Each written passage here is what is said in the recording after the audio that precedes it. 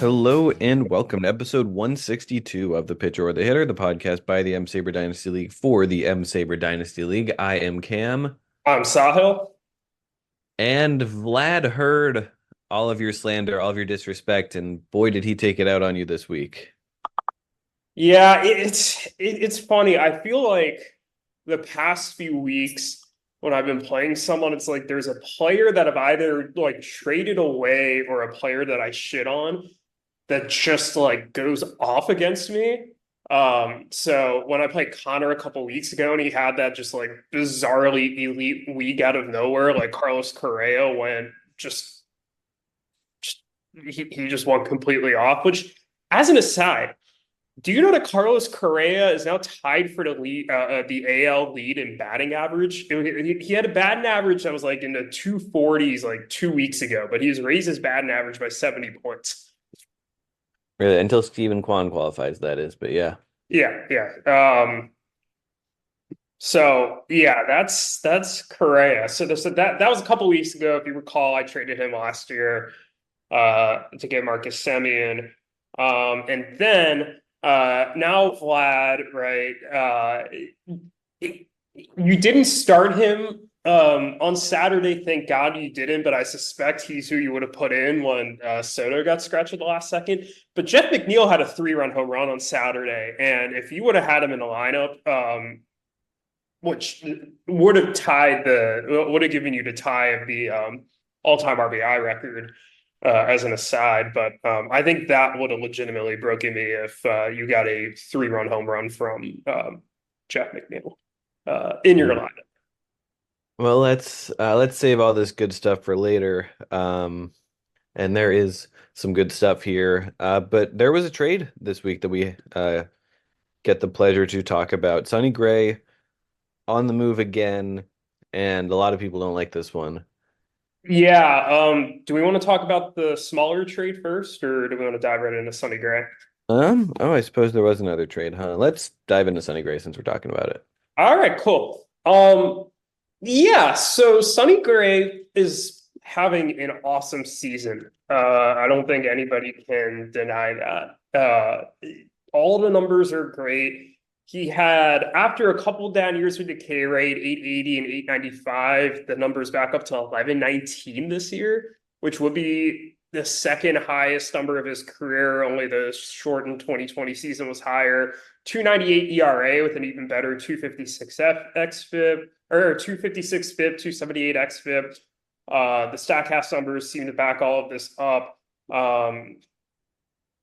But he's 34 and he has not pitched more than 135 and a third innings in a season since 2019, with the exception of last year. He had 184 innings. So it's a little unclear to me if he's going to keep this up at this pace.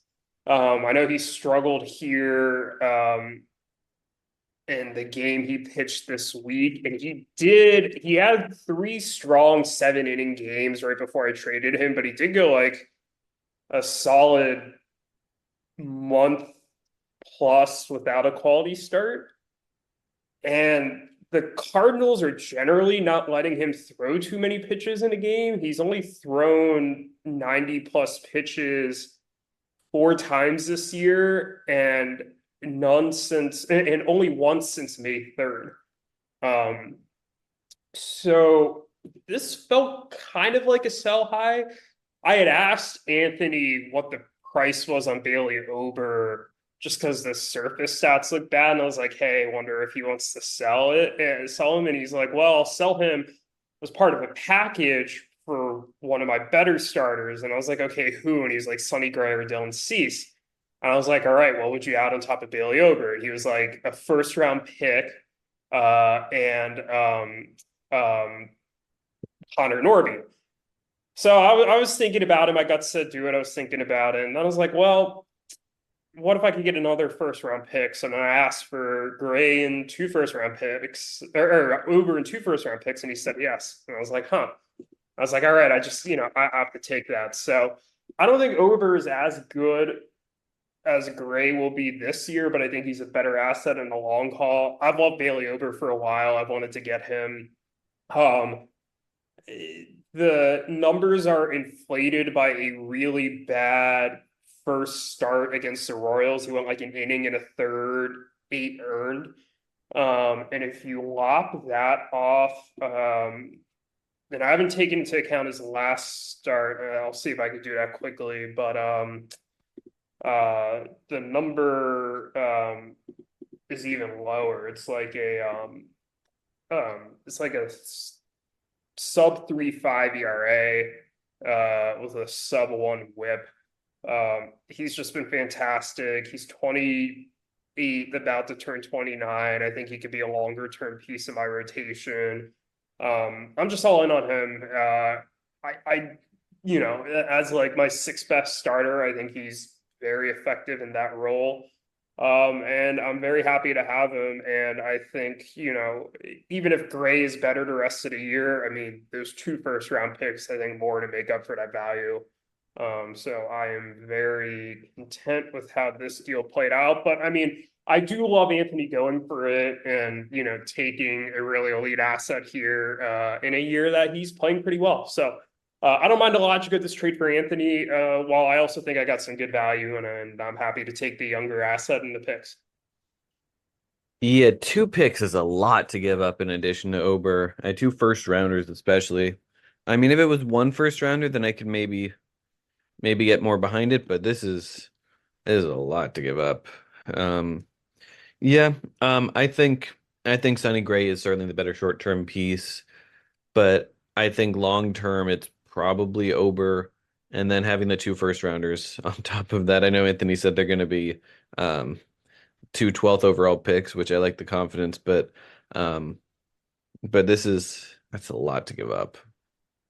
I agree.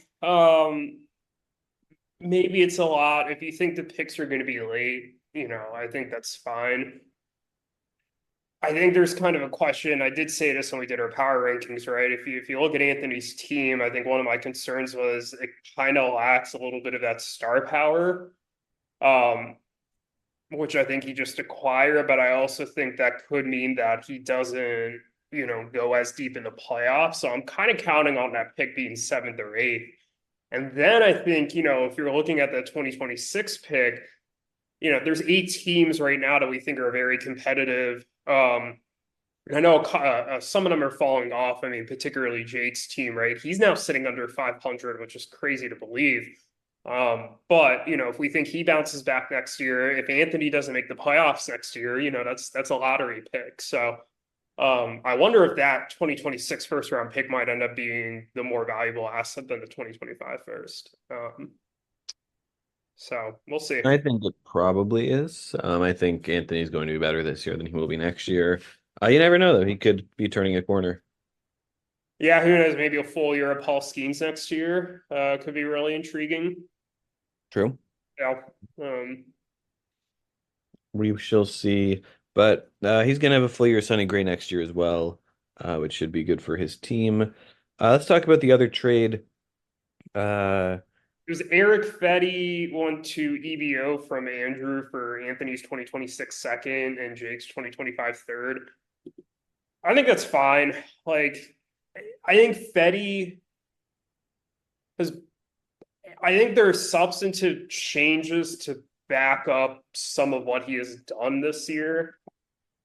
Do I think he's going to suddenly turn into an elite pitcher? No, but do I think he could be an effective, like mid rotation starter in somebody's fantasy lineup? Sure. What concerns me a little bit is one, I wonder if the league's going to kind of adjust back. It hasn't really happened yet, but the numbers, some of the underlying metrics are kind of getting worse month by month, especially that K rate. That K rate was really high in April and it's really come down a lot in May and June.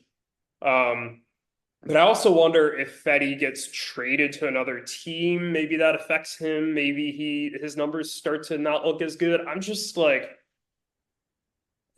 for somebody Andrew picked up off of waivers 2 weeks ago, like I don't mind a gamble for EBO. I think it's great rotation depth, and I think he was priced appropriately. But I don't know if Fedde's going to kind of keep it up at the level that he's at. But I still think it's a good addition for EBO, and nice for Andrew to get some value. I think that's fair. I think it's definitely a solid return for Andrew, but at the same time, I probably would have felt comfortable myself giving up that package for Eric Fedde also. So I think it's a good deal for both sides. Yeah, I agree. I think it's a pretty fair deal. Ooh, breaking news before we jump into the matchups here. Oh wow. Uh-oh. This is gonna be a really sad one for you. Uh-oh. Tucker Barnhart has been designated for assignment. It's not super surprising, but I wonder who the Diamondbacks are keeping as their backup catcher next. I'm pretty sure they signed Barnhart to be the backup. Who was taking him over? Oh, Jose Herrera. I say that as if I really know who Jose I Herrera don't is. know who that is. Wait, was he a Cardinal or no? I'm thinking of Ivan Herrera. Yeah, you're thinking of Ivan. No, he has played 5 games for the Diamondbacks this year, so I guess they must have called him up when Moreno got hurt, and they were deciding to keep him over Tucker Barnhart, who has a 46 WRC plus this year, a 165, 283, 190 slash line. He does have a stolen base on the year, though. No home runs, but he has stolen a base. So you know what? Good for him. I'm All uh, right, good for I'm a, him. You know, he put together a solid career. He's been a good defensive catcher. This is the end of the road for him. Then it's been a good run yeah, I can't wait for the Reds to bring him back. as a coach, maybe. Uh, yeah. Um, Never know. Tyler Stevenson gets hurt a lot.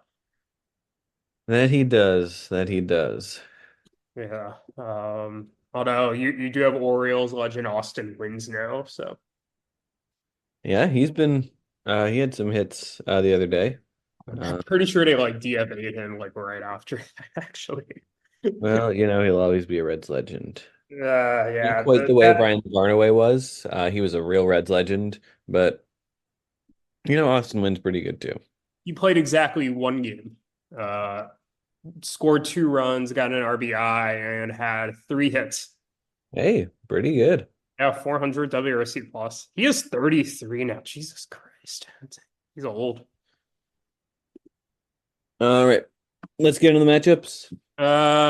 Yeah. You want to rip the Band-Aid off?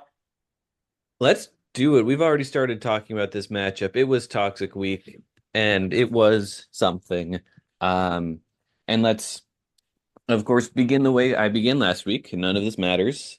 Sure, it helps me feel more comfortable about getting the bye potentially, but none of this matters. Uh, the only thing that matters is how my team hits in the second week of September. And if they hit well enough, then hopefully they hit well the third week of September. Um, in the meantime, this is nice, but it doesn't mean anything about how good my team, how likely my team is to, you know, win a title. That being said, I just put together the best hitting performance I've ever had in franchise history and maybe top 3 hitting performance of any team in league history. This was just a remarkable week. My pitching was terrible, but I did just enough to have this not be a rare pitcher or the hitter type matchup. Wow, you were a lot shorter than I thought you would be on that. Oh, that'll be I'll me, but you know. yeah, I'm sure you'll dive into some of the specific players, but shout out to you for tying my doubles record of 31. You had 79 RBIs, which was the second most RBI total in a single week in league history. I had 82 in the matchup last year. 61 runs, I mean 19 homers, 8 steals, 389 OBP. I mean, just fantastic. I mean, from the start of the week, there was no let up from you at any point, really. home runs and stolen bases were close at different points. But both of those categories were tied at different points in the week. You kind of pulled away in home runs over the course of the weekend. Steals, I kind of remained down one the entire weekend. That was a little frustrating. The score looked a lot worse yesterday until all my pitchers came in and pitched. I would have beaten any team but you or Andrew this week. No, actually, yeah, I think I would have 5-6-1 to Andrew, a loss, but I lost to you, would have beaten anybody else. So I'm proud of the way my team performed this week. I'll certainly take 21 doubles, 13 homers, 7 steals, right? In theory, that should win those categories more often than not. But you just had kind of a behemoth of a week. And I mean, you're right. I will say the cautionary tale for you last year, right? Around, I think it was week 20, I played Andrew. I beat him 12-0 after 12-0 in Conor the week before. I had that 82 RBI a week, right? Things are riding high. I won in the semis and then lost in the finals, right? So you're right. It does not guarantee anything. I think you're selling it short though. Like I think your team, everything is coming together really nicely right now offensively. I know pitching, maybe you're a little disappointed, but I mean, as honestly the only worry I have for your team moving forward here is just the health of that pitching staff. And once some of these guys get healthy, will they come back and pitch well? Um, but I mean, I think you are as well set as anybody to win a championship. And I even posed a question in the chat. I was like, should we jump you above Erik in the power rankings? I wouldn't go that far, especially with Erik having the head-to-head victory, but I think I uh, might. I mean, I don't see why not. I think I trust your pieces more than I do his offensively. And then pitching wise, I mean, at least you have a bullpen. I've sort of got a bullpen, and I've got I've got two closers that I like a lot, and then I'm really struggling with the rest. Sounds like you need to trade for another closer. Well, we'll see about that. Let's talk RBI here. My margin of victory in RBI was 40. I beat you in RBI by 40 RBI. There were only four other teams who had more than 40 RBI this week on their own. So I lapped the field in RBI this week. The on base percentage was above 400 um, all week until it dropped below today. Um, 61 runs. I got the doubles record, which 21 doubles wins doubles most weeks, and you lost by 10 doubles, which is just kind of nuts. Um, I really need to do something about my pitching rate stats. That's a problem. But on the other hand, there was a point you didn't lead a single category at any point on Monday or Tuesday. And there was also a period of time on Friday where you trailed or where you didn't lead a single category.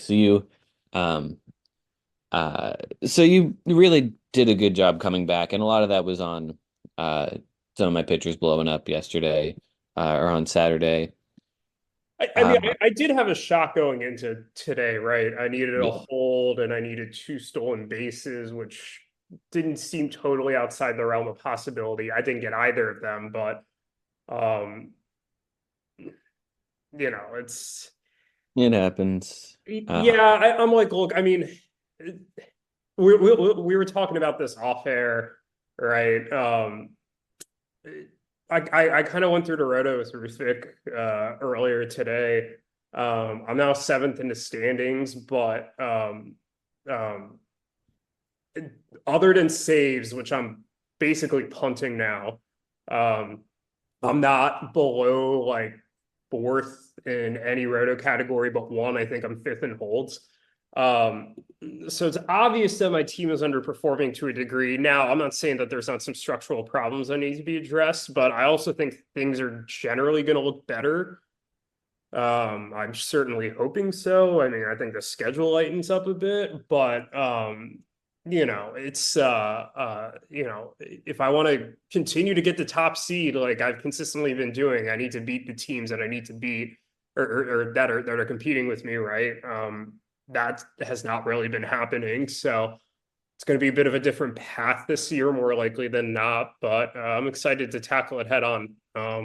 It certainly presents a different challenge than previous years, and kind of constructing a trade deadline plan and a plan to make it into the playoffs. So we'll see how this goes. And hey, I was the first seed last year and did not win the championship. I've been the one seed three other times without winning a championship. Maybe if I sneak in as a fourth, fifth, or sixth seed, maybe I'll win. You are right. It's not, as long as you get into the playoffs, anybody has just about the same chance as anybody else. No, exactly. It really, uh, everything really just kind of resets once the playoffs start. Um, none of this, none of this matters, but it is nice to see. Let's talk about my team. On the pitching side, it was pretty rough. Had a rough performance from Kikuchi, a rough start from Montgomery, rough start from Framber, rough start from Mitch Spence that I streamed.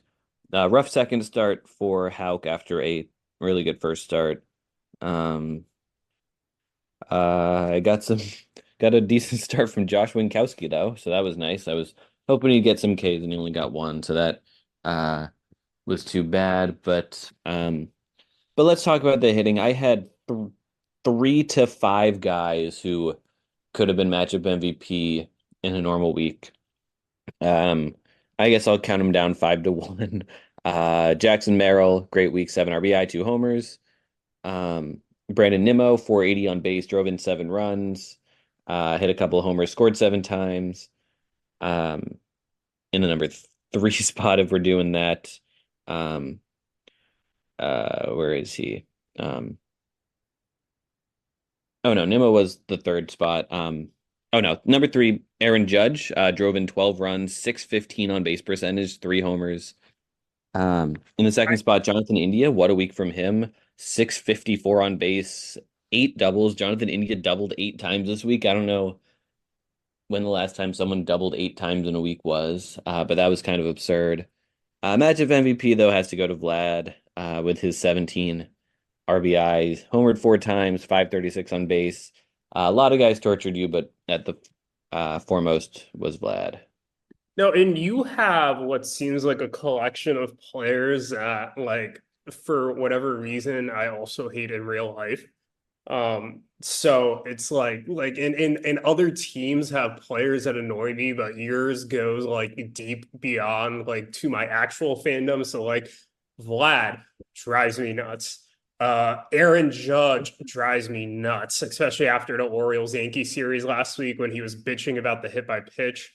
Juan Soto, who ran into Jordan Westberg and hurt him in that game, drives me nuts, right? And all of them went off. And it's so it was annoying. I will be glad to look at the scoreboard tomorrow. It'll all be zeros, and I can pretend that this week never happened, and it's going to be great. And I will turn all my attention to Yuki. But Yuki plays up to his competition, so I'm probably going to lose next week, and I'm probably going to pick him and pick him. Let's be honest. Oh boy, imagining a Yuki win over you would be amazing. Didn't That mention would Taylor Ward. legitimately I hope break he's me. healthy, but Taylor Ward had a great week too. Yeah, he got beamed in the head today. I'm hoping Yeah. he's all right. Yeah, he got beamed in the face last year.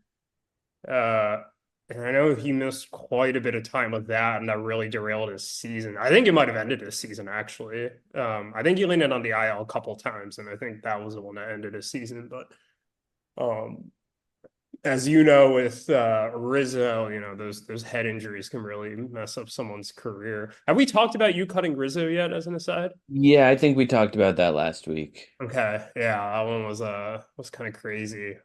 Throwback to our Rizzo for Glaber trade. It is crazy now seeing some of Rizzo these. and Liam Hendricks for Glaber. Let's not forget that important part of the deal. Yeah, yeah, yeah, and then the Kyle Lewis aspect of it. Um, Yeah, it's kind of crazy now thinking about some of these players that I remember like having prominent trade talks about in 2018, 2019, now just being irrelevant. But that's how it Mm. goes sometimes. You ready to talk about the next matchup? All right, let's talk about the tie. Because this one, like you were saying off air, kind of came out of nowhere, and I wasn't really following any other matchup this week, and I was trying to avoid looking at my own matchup as much as possible. So this one definitely caught me off guard, I feel like. Yeah, so Alex was actually leading Ruthvik for chunks of the week, but it looked like on Sunday that Ruthvik was going to kind of settle into the win here. Um, and then Alex was losing 6-5-1, and it came down to Andrew Heaney needing a quality start against the Orioles, which he more than delivered, including breaking. I think Gunnar Henderson had a 35 or 36 game on base streak that was shattered because he went 0 for 4 of 4 strikeouts against Andrew Heaney, 4 of Andrew Heaney's 10 strikeouts. Just an awesome day for him. And that was enough um, to hand Ruthvik the tie. It was kind of an interesting week. So Alex pitched decently well, but doesn't really have bullpen arms anymore. So no saves, no holds. Ruthvik won those. 69 Ks, 6 quality starts, 3.42 ERA, 106 WHIP. I mean, he only won 2 of the 4 pitching categories, but it was enough. On the hitting side, a low OBP 308, but Ruthvik at a 295. And that's kind of been a recurring problem for Ruthvik. Those OBPs the last few weeks have been sub 300. If he's going to make a deep run into playoffs, he needs to fix that. Alex had 15 homers and 40 ribbies, and both of those beat Ruthvik along with 43 runs. So decent enough offensive week for Alex, coupled with a solid pitching week. I would have killed to have played either of these teams this week, but instead I was stuck with you. And they pulled a tie in kind of a meh looking matchup. Did you know that Alex is leading the league in ERA? I did, yeah. Yeah, Alex is killing it in ERA this year. Thanks to some guys. Well, thanks to Andrew Heaney. This start helped. I guess this is his first start with Andrew Heaney. Or is this his first week with Andrew Heaney rather, but he has helped that ERA. Thanks to Logan Gilbert, obviously, Matt Waldron, who's having a tremendous year. Um, he got a quality start from Carson Spires, I guess. Um, so um, I don't know how that happened, but weird week for the Reds in general. Um, um, but we're gonna move past that. Yeah, some good pitching performances from Alex. Um, Ruthvik, on the other hand, pitched really well. As much as I want to give match of MVP to Alex for kind of having the surprise tie, I would call it an upset tie. And as much as Rafael Devers was important to that success, I think the best player on either team was Seth Lugo, who had 12 scoreless innings with 18 Ks and 2 quality starts. So I would be remiss if I did not give a matchup MVP to Seth Lugo. Um, Real quick, look at Dedniel Nuñez's player picture. It's I saw that. It's like they ripped it out of like something else. It looks so funky. This is like it's been just like grayed out before this, but I mean I don't know how to explain it. It's really weird. it Uh, is weird. Is he the only? I wonder if he's the only player in the system who doesn't have a white jersey as their player picture. that's a really good question, and I would not be surprised if that was the case. But it's clear, like it does not look like one of his like preseason candids. It looks like like not candid, whatever they The call those. opposite candid. Yeah, exactly. Like His this looks preseason like uncandids. uncandid. Yeah, this His this preseason looks like candidates. candidates. This clearly just looks like some shit that they Photoshop. Like I don't know. It's weird. It's uncomfortable to look at. I don't know. You know how there's like things that are like icks for people that like make no sense, but like you see it and it's just kind of re like repulsive to like look at or do or see, but it makes no sense that it is. Yeah, and this is Yeah, well. when you look at that picture in the context of all the other pictures and the way the app is laid out, it just looks so off that it's just no, like it doesn't look like he belongs like as part of like some major league roster. I would have almost preferred they didn't put a picture until next year, like they do for most players, like who just come up like this. Just I don't know, doesn't do it right for me. Well, I don't know if I would go that far, but I think yeah, Ruthvik outpitched Alex, which has been which was a little bit of a surprise considering how these teams were this year. And Alex out hit Ruthvik, which is definitely a surprise. But yeah, great performances from Ruthvik, from Jose Barrios as well. Dedniel Nuñez had a good week. Joe Ryan had um, two decent starts. Got some Ks there at least. Whereas Alex on the hitting side, it was Devers and Going back to Joe Ryan for a second, Joe Ryan paddocked today. He won 5 2/3. If Joe Paddock or if Joe Ryan did not get paddocked, if he would have gotten one more out, Ruthvik would have won this matchup. And he got paddocked because they pulled him out for because he was about to go up against Julio Rodriguez, who Ruthvik now owns. Um, and the early returns in that trade are not looking really good. Churio is really heating up and looking really good. Rafael Devers is hitting well as always, and J Rod has 885 WRC plus. yeah, that is brutal. And this is 2 weeks in a row that Ruthvik has had a rough paddock on Sunday. And granted, last year's it didn't end up flipping the matchup, but it at the time we thought it had. Yeah, and oh man, poor Ruthvik. And it happens. And now he's 7-4-3. He's the first team this year to get to three ties. So congratulations on that. No team got to two ties last year.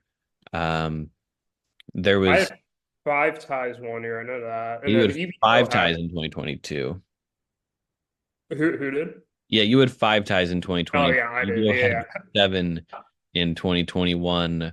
More ties than losses. I believe that makes them and you maybe the only teams ever have more ties than losses in a season. I think I went what 11 4 and 5 that year. Yeah. That was such a funky year with the ties. I do remember that. Yeah, this year's been a bit of a return to form when it comes to ties. Not quite. I don't think Ruthvik's going to finish with seven this year, but having three ties at the end of June is no small feat. Yeah, it's certainly pretty impressive. That is, I will say too, tying versus winning could cost him at the end here. Um, he was a half game ahead of me. Um, with me losing and him tying, that jumps to a full game, but I do have the head-to-head tiebreaker over him. He and I do play for that last week, rivalry week, to end the season, and I'm curious if there will be any repercussions of this on where he might finish. We'll see. Yeah, no, it's certainly interesting. I've been kind of thinking the last couple weeks that we are really going to become intimately aware of who's got the tiebreaker over whom. It's seeming, and the standings are starting to spread out a little bit, but it's really seeming like we're going to need to know who's got the tiebreakers. Well, yeah, I mean, I'll say even a little bit, and we can kind of, let's dive into this now a little bit, perhaps, right? Zane actually posted the standings. I guess since we're on the topic, right? Um,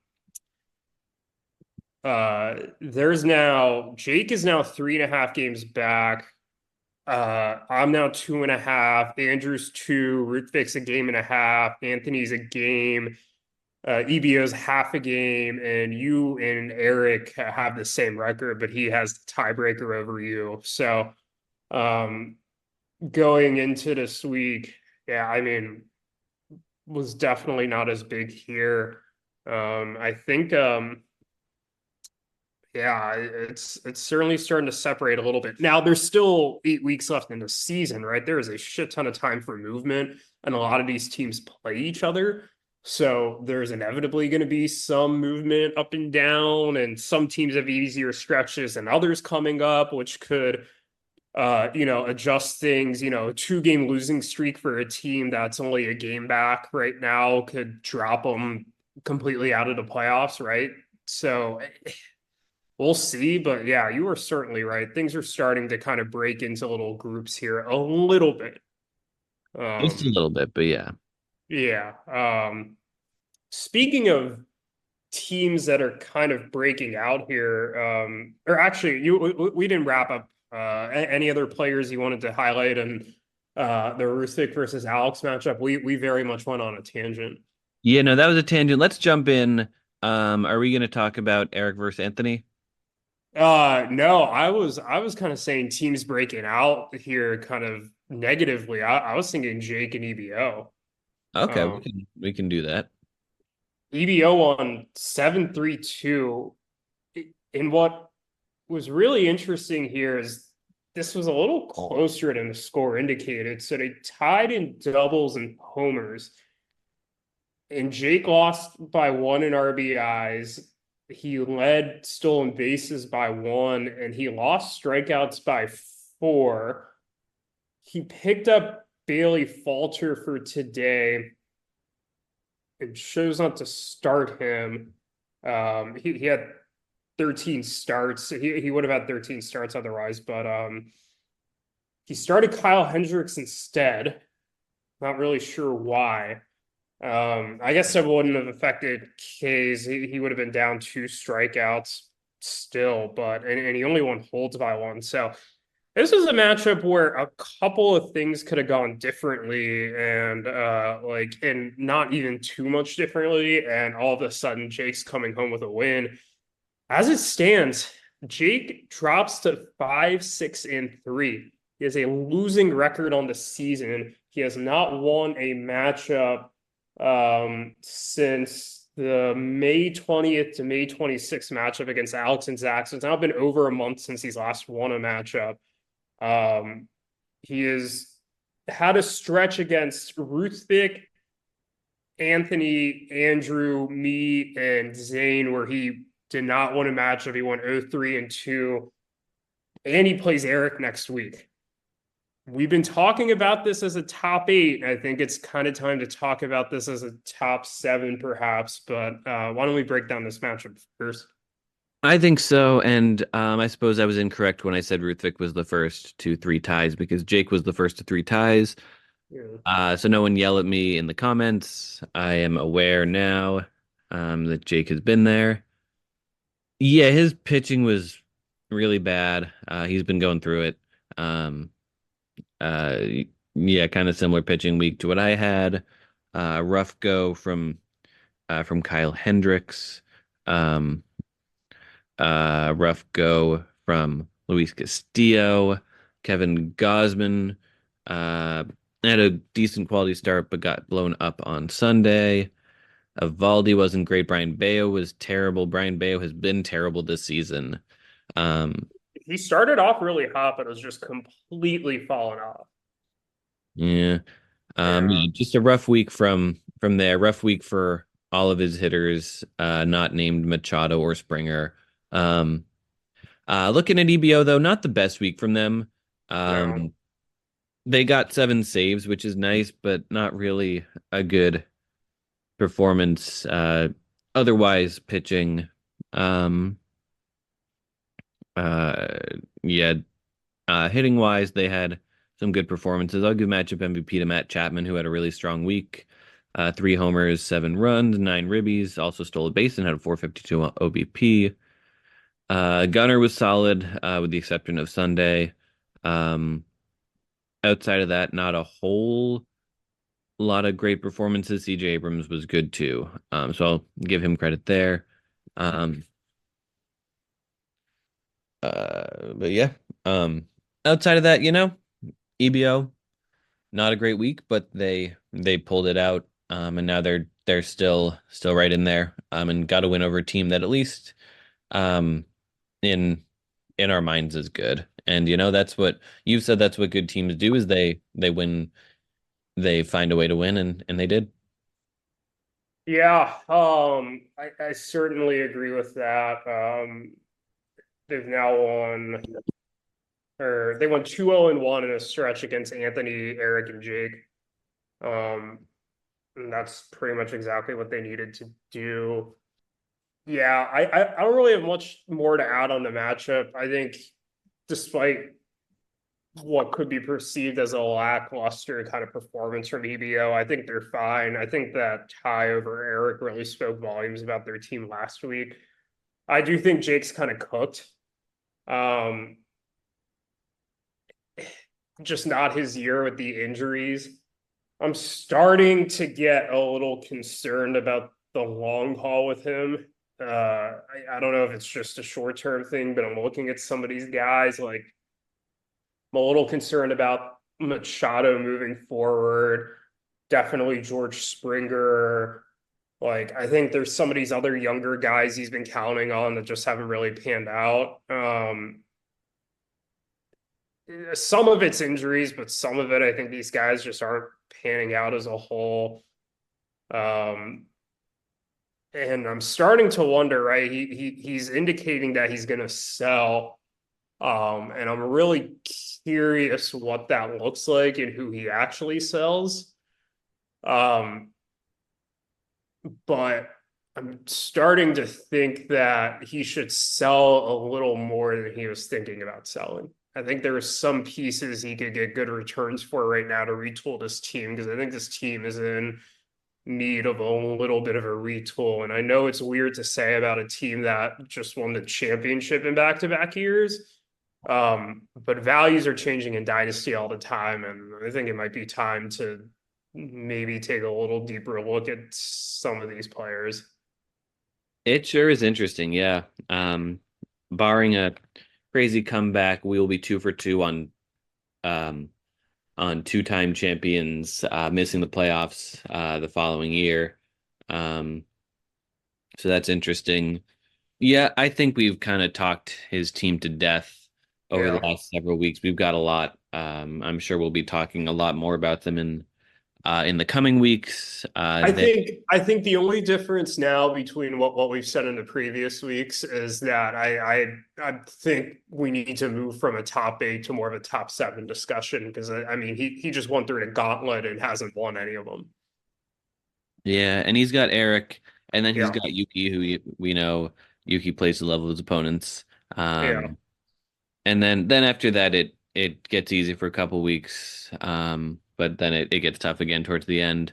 So who knows? Yeah, this be presumably picking in the lottery, barring some big changes, and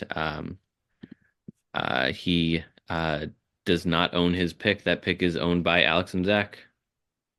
Yeah, Alex and Zach own 3 probable lottery picks right now. That's insane. Yeah. Yeah, and I mean, not only a good draft of ML or of like college players coming out at the top, but like if this is the offseason that Sasaki comes out, Roki Sasaki, right? Is that his name? Yeah. Yeah. Yeah, if he comes out this offseason, I mean, whoever gets the number 1 overall pick, I feel like has to take him, right? He's arguably better than Yamamoto. Um, I mean, damn, Yeah. that could be that could be huge. Yeah, we will see.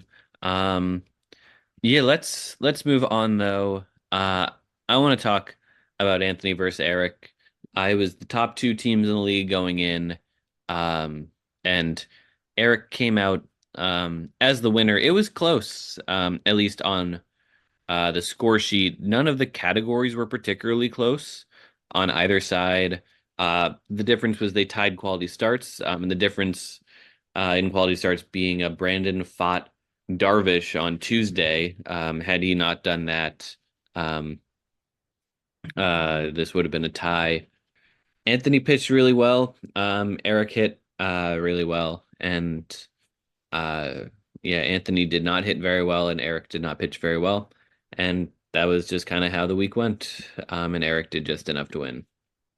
Yeah, Anthony had an awesome pitching day today. Three quality starts, one save, two holds, a 1.99 ERA, and a .84 WHIP, and that is pretty much what I mean. That got him the quality start tie, and that got him the lead in saves. Erik was comfortably leading most of the week, and it didn't really look like there was a category that was going to be able to like there are categories that could be flipped, i.e., what you saw on Sunday, but not enough that really made it seem like Erik was at risk on Sunday of losing. But good effort by Anthony to make it close.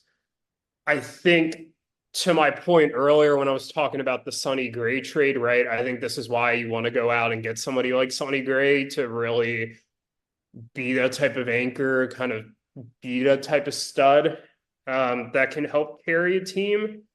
Because like I think if you're looking across the board for performances that Anthony had, I mean, Freddie Peralta had a nice week, right? As did Garrett Crochet, but I don't really know if I really trust too many of his players to kind of be able to carry him. But like I think he needs to find more of those guys if he's going to be able to consistently beat a team like Erik, right? Who could come at you with a really strong week by Shohei Ohtani. And if not Ohtani, then Marcell Ozuna. And if not him, then Royce Lewis, who actually had a really bad week. Maybe that's a bad example for this week.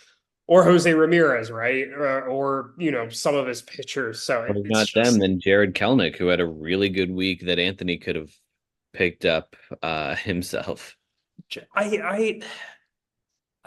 I it's almost like when Ronald Acuna Jr. got hurt, he was like, "Hey, take all of my like goodness that's like not in my ACL and like I'm transferring it over to you now." Because he's been leading off, and he's actually been doing well. I don't know if the underlying stats back it up. I haven't taken a look at that, but like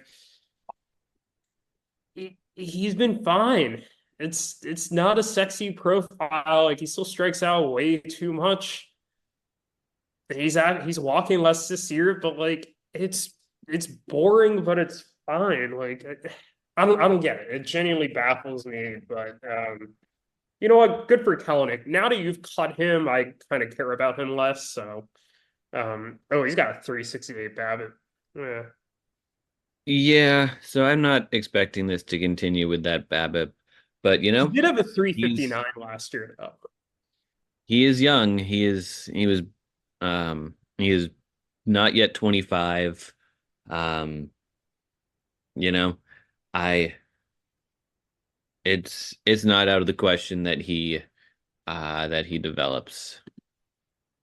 I think he could develop, but I think development looks more like, hey, he's like a 15 homer, 15 steal guy with a low OBP because of the high K rate and the low walk rate. And like it's fine, right? I think it makes him rosterable, but I don't think that like he's not going to live anywhere close to the expectations. I found an old tweet earlier this week that was like dynasty outfield rankings from like back in 2021, and there are a couple of rankings on there, but it was like Mike Trout 1, Mookie Betts 2, Jarred Kelenic 3. Like Kelenic's not reaching that point, but could he be a legitimate dynasty asset? Like, sure. You know, he is younger than a lot of guys who are famously young. Uh, him and Vlad are both younger than Jordan Westberg. So I was literally Googling Jordan Westberg's name to see how old he is because I was like, I know Westberg's older, but how much older? he's quite a few months older. Yeah, he's 25 years and 4 months old. Shout out Jordan Westberg and his 140 WRC plus this year. Just awesome. Love that man. Kelenic is also less than a month older than Matt McLean. So God, that's hard to believe. which Tatis yeah. is older than Kelenic. Oh hey, I didn't know this. Hunter Green and Matt McLean were born on the same day. Good for them. That's I like fun. that. I That didn't know day that. was August 6th, that her birthday's coming up. August 6th of 99, both of them. So that is exciting for them. We are on another tangent. Um, Great week for Vinny P, but better week from Jose Ramirez, who is going to be matchup MVP. Ramirez was better in everything except OBP, although Vinny P also hit nine or drove in 9 runs. Good job, Ellie, having a good week as well, scoring 6 times and stealing 3 more bases. Ellie is younger than all of the people we have just listed. That he is a small child. Or he's a big small child. He's a big, small child. God, he's a 2000s baby. My God, that's scary. I still can't believe those types exist. And, yeah, just like Yuki.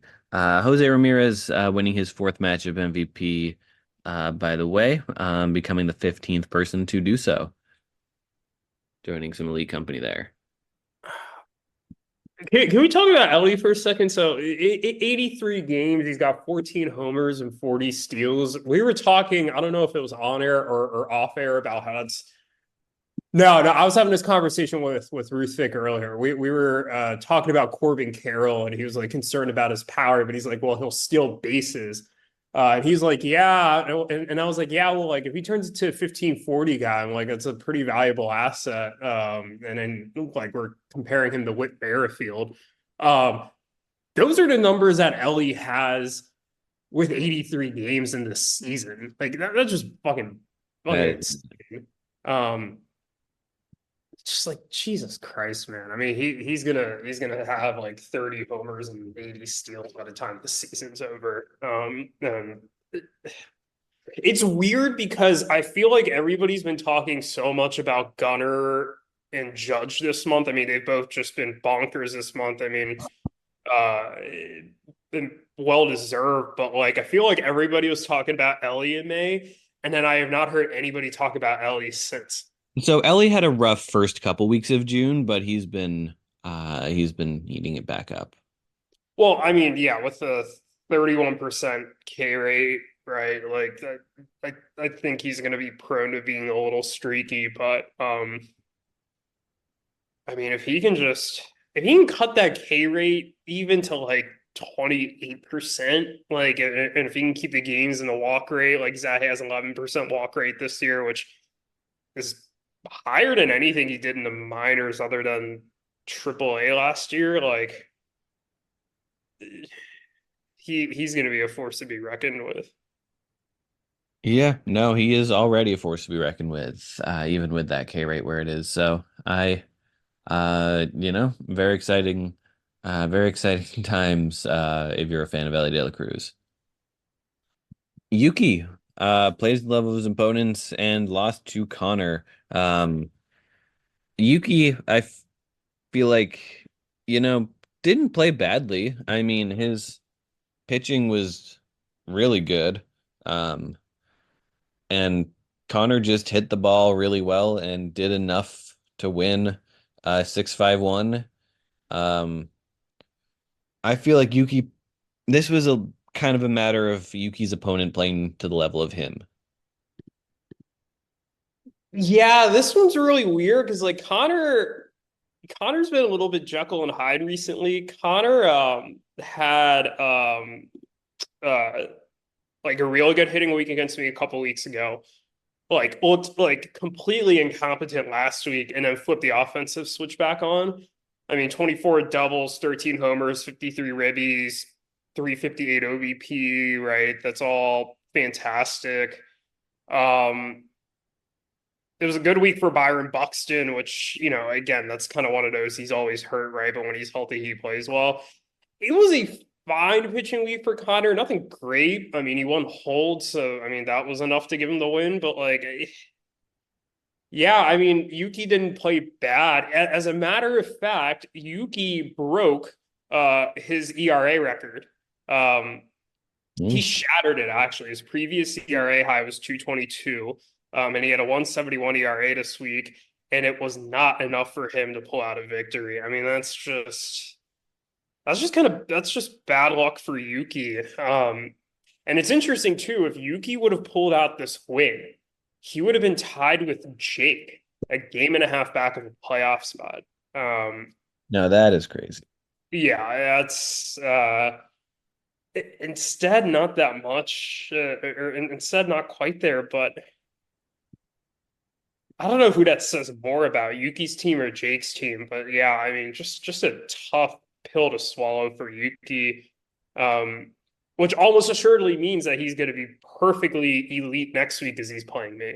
So Yeah, no, that's how it goes. I mean, look at all those saves he had. Two from James MacArthur, two from Carlos Estevez, two from Pete Fairbanks, and then Doval and Jansen also got one each.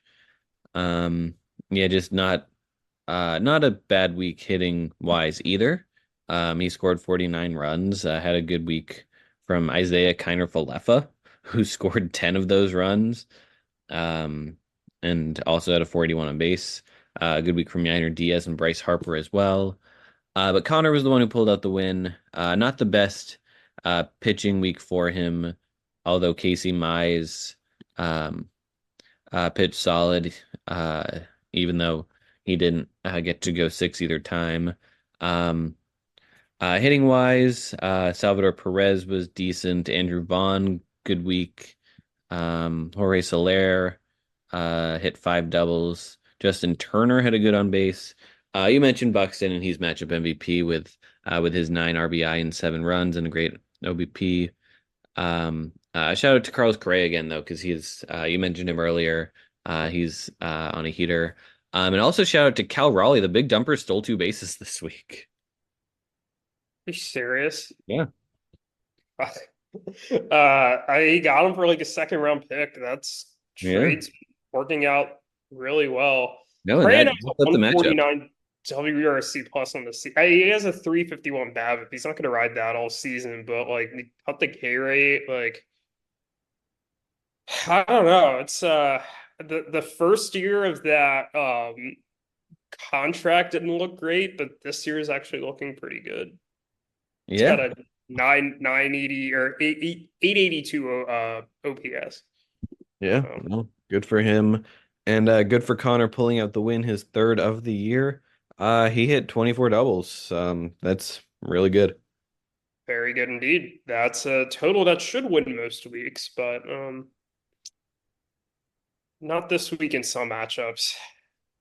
Not in some matchups. All right, but let's talk about the final matchup here. Andrew had a comfortable 10-2 victory over the jury of your peers.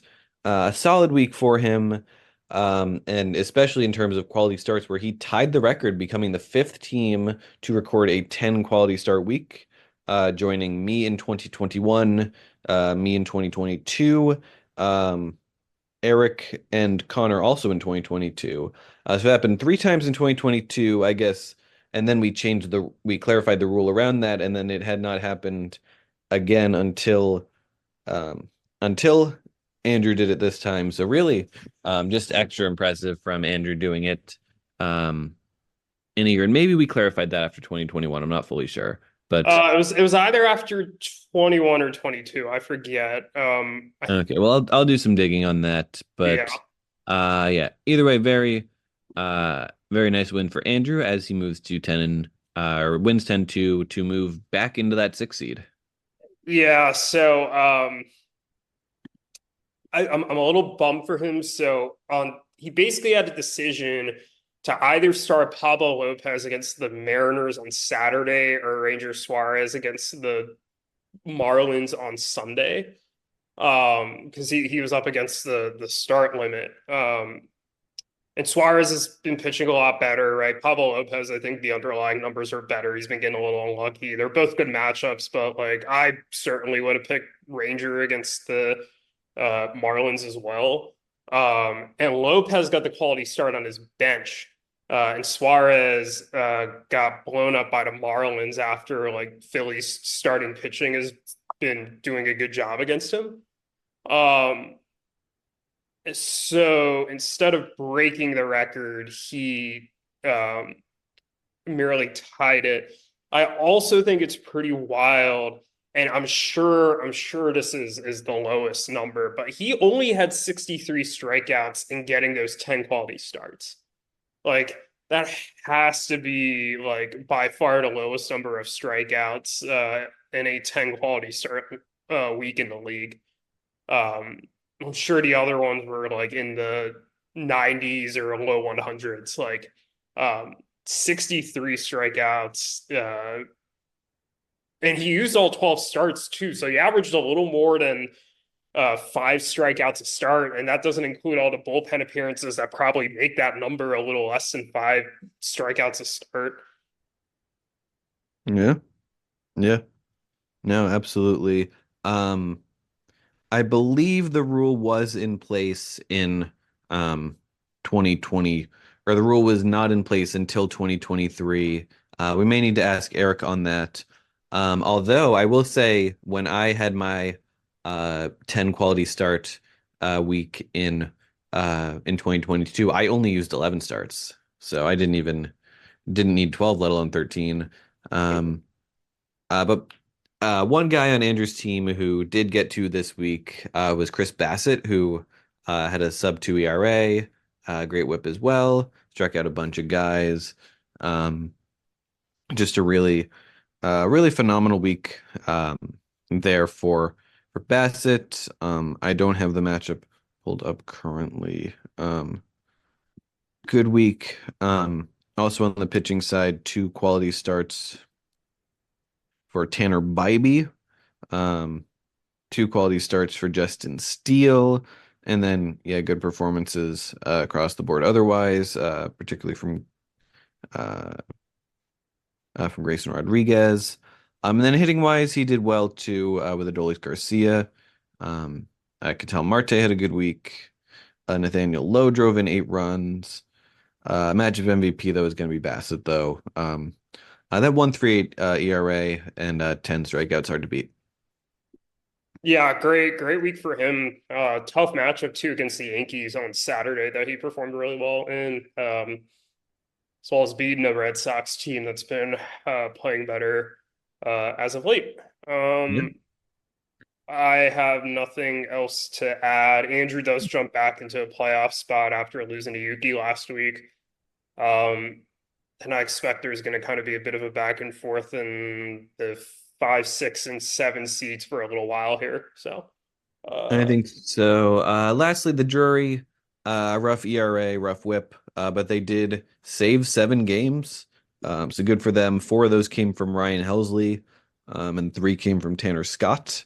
So that they're saving games out there.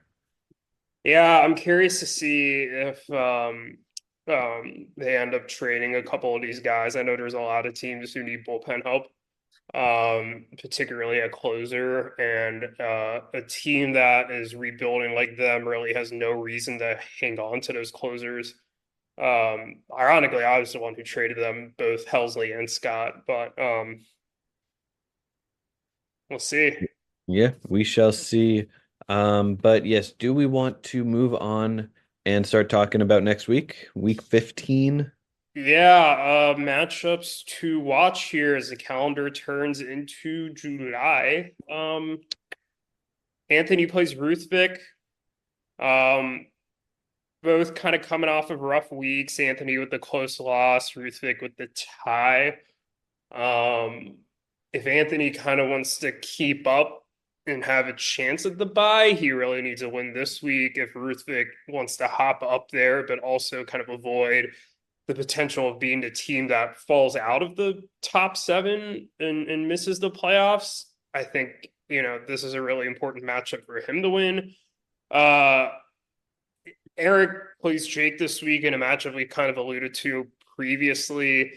I think I think Jake's pretty close to cooked, and if he loses to Erik this week, I think he's officially cooked. Um, but I'll give him one more week. But yeah, I think this is the last couple weeks for him have pretty much been or put up or shut up is a wrong term, but either I don't know. Go with it. You can draw the comparison yourself, but yeah, it's not working, and I think this is kind of his last leg here. Yeah, I think that's probably correct. Um, yeah, matchup to watch has got to be Ruthvik versus Anthony, though. I know I will be watching that one. Shall we pick these? Yeah, let's pick them, and before we pick them, let's see how we did in last week's pick 'em. Um, well, here they are. We both picked you to beat me, so there's that. We both picked Andrew to beat Daniel and Pat. We both picked EBO to beat Jake. We were correct about that. We both picked Erik to beat Anthony. We both picked Ruthvik to beat Alex. They tied. And that's the only thing that's keeping you from going 6-0 this week. I picked Yuki to win, and you picked Conor to win. So you won 5-0-1. I won 4-1-1. I'm not going to do the math, but I'm pretty sure we were either tied or that puts you ahead of me in the pick'em. I think that may put me ahead, so I will go first. Um, I think that I will beat Alex and Zach. I think that you will beat Yuki, but it's going to be like a 6-4-2 where you're going to be frustrated the whole time. Um, I think EBO will beat the Drury. I think Andrew will beat Connor. I think Erik will beat Jake. And I think I'm going to give it to Anthony over Ruthvik. But that's a tricky one, and I'd call it a tie, but it feels like a cop out to call the matchup to watch a tie. Yeah, that's fair. I'll pick myself to. No, hold on. Okay. I'll pick you to beat Alex. I will pick EBO to beat the Drury. I'll pick Andrew to beat Connor. I don't think any of those are particularly controversial. I will pick Erik to beat Jake. I will. Ruthvik and Anthony's kind of a toughie. Um, I I feel like just Rusuk's just not hitting it all recently. I think I'm gonna pick Anthony because I just like his team's just kind of falling flat there. And I think Yuki's gonna beat me. Interesting. You think Yuki's gonna beat you? That's your that's what you're gonna throw out into the world? I mean I feel like every time this year when I'm like something's going right for my team, it's like just the opposite happens. Like just the bad luck hits. Um, right. I mean I've just it's frustrating. Yuki plays up to his opponent. Um, I know I'm getting a little healthier, right? Like Zach Allen came back this week, had a nice start. Gavin Williams just came off the IL. Lars Nootbaar is going to come off the IL this week. But I'm still missing Betts. I'm still missing Tatis, right? Those are probably my two best hitters. Um, Kyle Bradish is out for the year.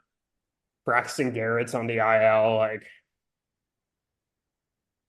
I in theory took a downgrade and my starting pitcher is my trading away Sonny Gray for Bailey Ober. Yeah. Yuki's going to find a way. And I guarantee you know what? I'm going to point to the exact player on Yuki's team that's going to do it because I shit on these players like nonstop, right? I guarantee you it's going to be a Brandon Lau, Randy Arozarena week where they just both go off. Um, and Corbin Carroll too, because I've been talking about how he's a little cooked. It's going to be those three. Those three are just going to go off. Uh, Corbin Carroll has 2 home runs all year. He's going to hit 3 home runs this week. Randy is going to hit. He has 10 home runs on the season. He will also hit 3 home runs this week. And who's the other guy? I said Brandon Lau. Brandon Lau is going to hit 3 home runs this week. They're all going to hit 3 home runs this week, and he's going to beat me. And yeah, I said last week you were going to blow me out, and you kind of blew me out. So I was not wrong about that. I said it would be close to a 12-0, or maybe I said it was a 12-0, and it looked like it was going to be that way for a good chunk of the week. So until I just absolutely demolish a team that's good, I'm gonna just keep picking against myself. So Uh, I guess we'll have to see. Quick final note here on franchise records that were set this week. I of course set two, but my RBI record had stood since week 5 of 2018 when I had 69 RBI at that point. So I one of the longest standing team records in the league, and I blew it out this week. And Yuki was the last remaining team to never post an ERA sub 2, and now he has. So congratulations to Yuki. The new worst best ERA week is actually belonging to Erik, who's never had an ERA below 1.913. damn. All right, that's kind of surprising given some of the elite starting pitching that Erik has had over the years. I would have thought for sure he would have had an ERA below that. But two other things I'd like to cover. I've alluded a couple times to a bet that Cam and I made. And the bet was if Cam I made this on like Monday or Tuesday when Cam's just blowing the shit out of me offensively. I was like, if you set a all-time weekly record, or for every all-time weekly offensive record you set this week, you have to congratulate me on my win right before the matchup starts the next time we play. So the next time we play, you will be congratulating me on your win or on my win for setting the doubles record. It'll feel good. I'll screenshot it. Maybe I'll frame it. Hopefully that comes in the finals. Maybe send some bad juju your way. And also, am I remembering correctly, or was this a belt v belt matchup this week, or was that last week? Last week was belt v belt.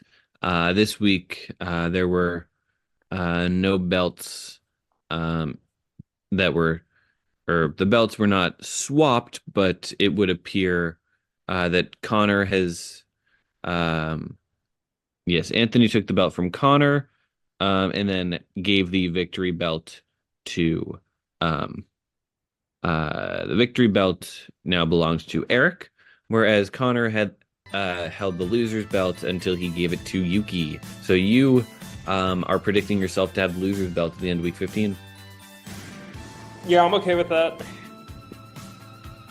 Okay.